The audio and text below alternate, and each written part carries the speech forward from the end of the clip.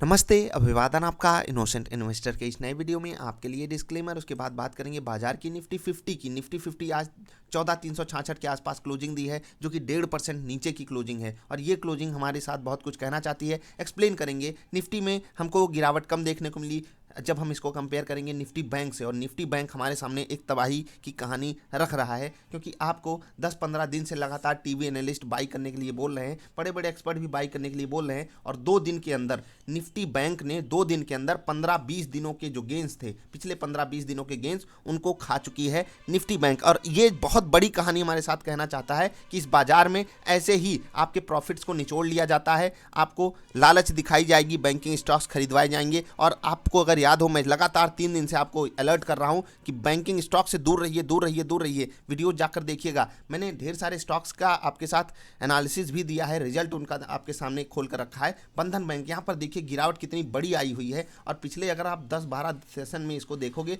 भयंकर गिरावट दिखाया है। और ये जो गिरावट आ रही थी ना, समझ लीजिए इसी का आज हमको इम्पैक्ट देखने को मिला निफ्टी बैंक में। क्यों मैं ये बात क्यों कह रहा हूँ? क्योंकि बंधन बैंक हमसे कहना चाहता था कि भैया बैंकिंग इंडस्ट्री में सब कुछ सही नहीं चल रहा है, प्रोविजनिंग बढ़ानी पड़ी है सबको अपने रिजल्ट में। एचडीएफसी बैंक के रिजल्ट को देखकर हम ट्रस्ट नहीं कर सकते हैं। तो बाजार में गिरावट का कारण क्या है? सबसे पहला जो बड़ा कारण है वो है ग्लोबल मार्केट्स का। देखो, ग्लोबल मार्केट जब सही नहीं चलेंगी तो हमें गिरना ही पड़ेगा, तो ग्लोबल मार्केट सबसे बड़ा फियर फैक्टर हमारे लिए बन गया। दूसरी चीज़, जो बैंक के रिजल्ट आए हैं, बैंकिंग के रिजल्ट, और खासकर छोटे बैंकों के, वो हमें बिल्कुल खुश नहीं कर रहे हैं। अगर आप साउथ इंडियन बैंक जैसे स्टॉक को देखोगे, यहाँ पर इन्होंने तो लॉस पेश किया है, इसीलिए ये गैप डाउन किया और वहाँ पर सर्वाइव नहीं कर पा रहे थे, ऊपर के लेवल पे नहीं आ पाएंगे, नीचे इनको ट्रेड करने की मजबूरी हो गई। क्यों? क्योंकि लोगों को पसंद ही नहीं आएगा स्टॉक जो लॉस पेश कर रहा है। प्रोविजनिंग बढ़ाने के बाद इनको लॉस हो गया। बहुत सारे ऐसे बैंक हैं जिनको प्रोविजनिंग बढ़ाने के बाद प्रॉफिट कम आया है, लेकिन वो भी एक नेगेटिव साइन ही है। और तीसरा जो सबसे बड़ा कारण है बाजार के गिरने का, वो है फियर फैक्टर ऑफ फ्राइडे। अब ये fear factor Friday fear factor क्या काम करता है, मैं इसको ट्रिपल एफ का नाम देता हूँ। फ्राइडे फियर फैक्टर ये होता है कि अगले 2 दिन बाजार बंद रहती है, 2 दिन बाजार बंद रहती है, इसलिए लोग अपनी पोजीशन को लेकर नहीं जाना चाहते, वो सेल करना ज़्यादा प्रेफर करते हैं। उनको गेंस मिले होते हैं इस हफ्ते में, इसलिए वो उस गेन को लेकर जाना चाहते हैं। निफ्टी बैंक में जो भयंकर बिकवाली आई, निफ्टी बैंक में जो तबाही आई, पिछले 20 दिनों के प्रॉफिट को डकार गया निफ्टी बैंक, इसका कारण मैंने आपको समझा दिया। जो बैंकिंग सेक्टर में रिजल्ट्स अच्छे नहीं आ रहे हैं, ये हमारे सामने बहुत बड़ी कहानी लिख रहे हैं।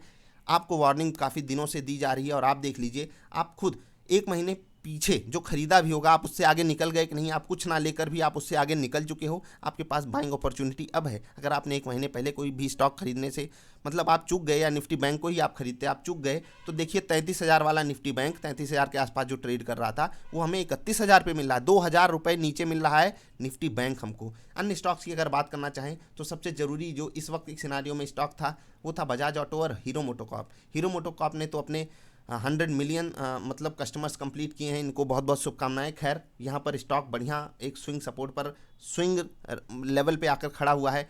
ऊपर के लेवल से नीचे जाने के लिए सपोर्ट है, ऊपर जाने के लिए रेजिस्टेंस है। ऊपर के लेवल पे सर्वाइव नहीं कर पाया, तो ये भी स्टॉक अगले हफ्ते के लिए बढ़िया रहेगा। बजाज ऑटो, यहाँ का मोमेंटम तो कमाल का है, ये स्टॉक आज कमाल का चला है। मुझे एक्सपेक्टेशन थी हीरो ऐसा चलेगा, लेकिन बजाज अपने रिजल्ट से खुश करके बहुत बेहतरीन चला है।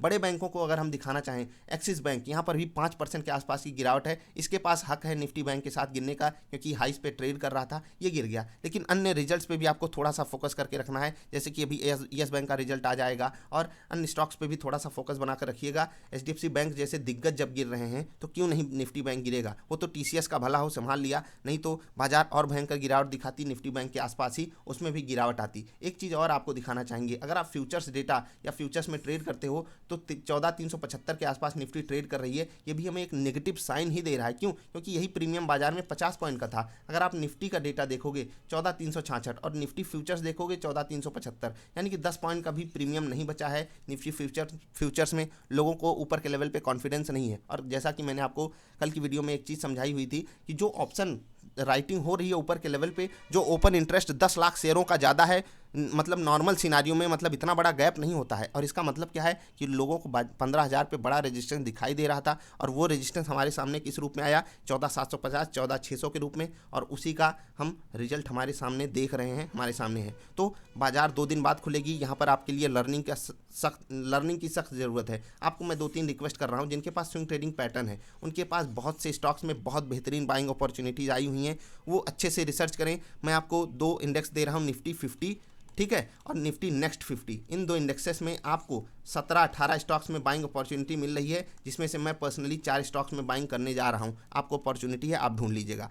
अगली चीज़, एक स्टॉक मैंने आपको कल की इंट्राडे वीडियो में बताया हुआ था, बर्जर पेंट, ठीक है, उसको जाकर चेक कीजिएगा किस लेवल पे मैंने क्या उसमें रिकमेंडेशन दी हुई थी, आप उसको चेक कीजिएगा। और ऐसे ही ट्रेड करते हुए सीखते चलिए। यहाँ पर इन्वेस्टमेंट के लिए आपके पास बेटर अपॉर्चुनिटीज़ नहीं है, लेकिन ट्रेडिंग के लिए है। बाजार क्यों गिरी उसका कारण मैंने आपको एक्सप्लेन कर दिया। आप रियलिटी पे रहिए। जैसे कि मैंने टाटा मोटर्स में आपको एक सलाह दी, उसको मानिए ना या ना मानिए, वो आपके ऊपर डिपेंड करेगा। आज रिलायंस का रिजल्ट है, उसको भी आपको अच्छे से एनालाइज करना है। बाजार का मैं आपको डायमेंशन दिखाना चाहता हूँ कि ये बाजार बड़ी डायनेमिक है, आपको बड़ी सारी चीज़ों को गैदर करके रखना पड़ेगा, तभी आप एक अच्छे ट्रेडर या इन्वेस्टर बन पाओगे। और अगर आप एक इन्वेस्टर हो, अच्छे इन्वेस्टर, तो इस वक्त आपकी बाजार में कोई जगह नहीं है। आप चुपचाप शांति से बैठिए, आराम कीजिए, चिल मारिए, क्योंकि इन्वेस्टर ऐसी बुल रन में बाजार को देखने नहीं आता। इन्वेस्टर तब मौके तलाशता है जब सबको डर लग रहा हो, जब बाजार में भयंकर बिकवाली आई हो, तब इन्वेस्टर अपनी मतलब लाठी लेकर ढूंढता है अच्छे अच्छे स्टॉक को। अभी अगर आप स्टॉक्स ढूंढ रहे हो तो आप इन्वेस्टर नहीं हो, आप ट्रेडर हो, ये चीज़ लिख कर ले लीजिए। और अगर आप ट्रेडर हो, मैंने आपको ढेर सारे सजेशन दिए, आप उन सजेशन को मानिए और आगे बढ़िए। आपको बेटर अपॉर्चुनिटीज़ मिलती हैं इस बाजार में। और अगर आपका ट्रेडर माइंडसेट है और आप अपने आपको इन्वेस्टर का तमगा लगाकर टहल रहे हो, माइंडसेट आपका ट्रेडर का है, आप कहते हो ना भैया हम इन्वेस्टमेंट कर रहे हैं इस लेवल पे, तो भैया निफ्टी ऑल टाइम हाइज पे है और आप इन्वेस्टमेंट करने आए हो। कहाँ से दौड़ के आई है निफ्टी, एक बार देख लीजिए। 9,000, 10,000, 11, 12, 13, 14,000 पे आ गई है और आप ढूंढ रहे हो अब इन्वेस्टमेंट आपको अच्छे स्टॉक्स में मिल जाए। रेयर अपॉर्चुनिटीज़ अवेलेबल हैं इन्वेस्टमेंट के लिए। स्विंग ट्रेडिंग के लिए बहुत सी अपॉर्चुनिटीज़ हैं, हमने आपको बताया भी कैसे आप ढूंढ सकते हो। आप खुद से भी अपनी लॉजिक लगाकर ढूंढिए। देखो, इस बाजार में सबके टेक्निकल और फंडामेंटल्स फेल हो जाते हैं, इसीलिए आपको अपने नॉलेज को बढ़ाने की ज़रूरत है। वीकेंड है इसलिए ये वीडियो लंबी हो गई, लेकिन यहाँ पर जो मैंने आपसे बातें बताई, आपको रिलायंस का रिजल्ट अच्छे से एनालाइज करना है। आपको आपके सामने मैंने बंधन बैंक का रिजल्ट रखा है, उसको ज़रूर देखिएगा।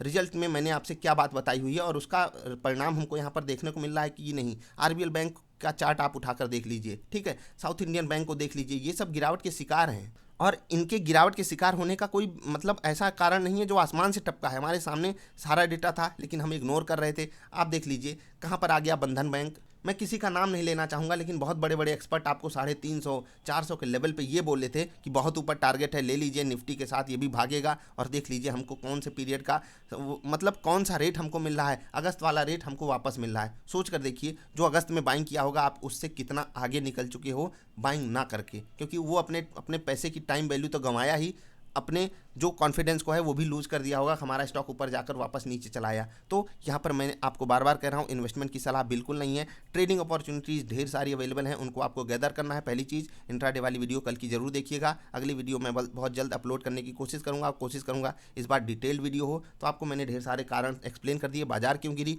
बाजार में आपको क्या देखना है, लर्निंग पे फोकस करना है, नहीं तो आप ऐसे ही पछताने वाला काम करते रहोगे तो आगे दिक्कतें बरकरार रहेंगी। मिलेंगे फिर से किसी अच्छी वाली वीडियोज़ में। वीडियो पसंद आई तो लाइक कर देना, चैनल पसंद आया तो सब्सक्राइब कर लेना। वीकेंड है तो ढेर सारी लर्निंग वाली वीडियोज़ हैं, डबल आई स्पेशल प्लेलिस्ट में जाइए, ढेर सारी चीज़ों को सीखिए, जिससे अगला हफ्ता आपके लिए बहुत ही बेहतरीन जाए। मिलेंगे फिर से, तब तक के लिए बाय।